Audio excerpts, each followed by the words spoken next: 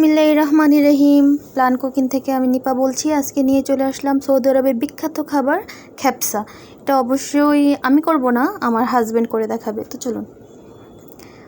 এই যে বাসমতি চাউল, অবশ্যই বাসমতি চাউল লাগবে। আমার হাজব্যান্ড বাসমতি চাউলগুলো ভালো করে ধুয়ে নিল, তারপর একটা কড়াই বসায় দিল। কড়াইয়ের মধ্যে তেল না দিয়ে সে পেঁয়াজটা ভালো করে ভেজে নিচ্ছে।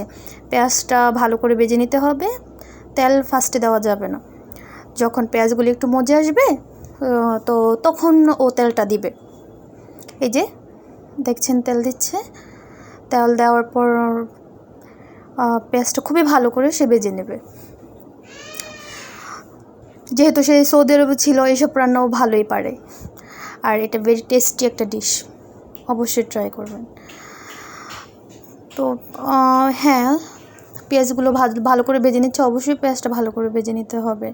পেঁয়াজ থেকে একটা ভালো একটি স্মেল যখন বের হবে তখন আদা, তারপর পরিমাণ মতো রসুন দিতে হবে, দিয়ে নাড়াচাড়া করতে হবে।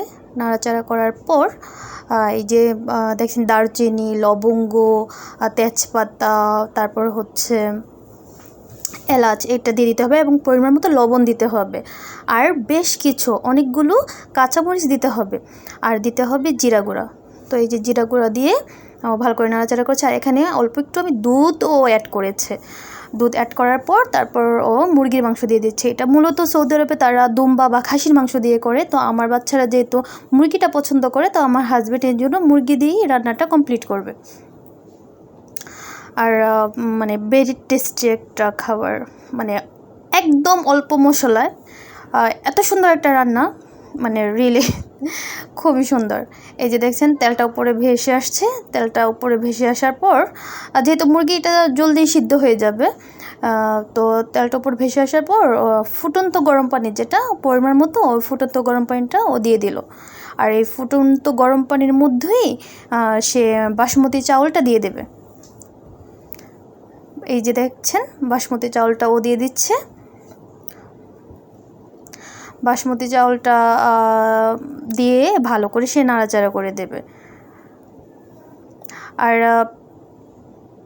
সৌদি আরবে যেহেতু আমার হাজব্যান্ড থেকেছে, এরকম অনেক ইয়াম্মি টেস্টি ডিশ ও জানে। আমি আস্তে আস্তে আপনাদের সাথে সবার সাথে শেয়ার করব এবং আমারও শেখা হয়ে যাবে। আর বেসিক আমি রান্না আমার হাজব্যান্ডের থেকেই শিখেছি।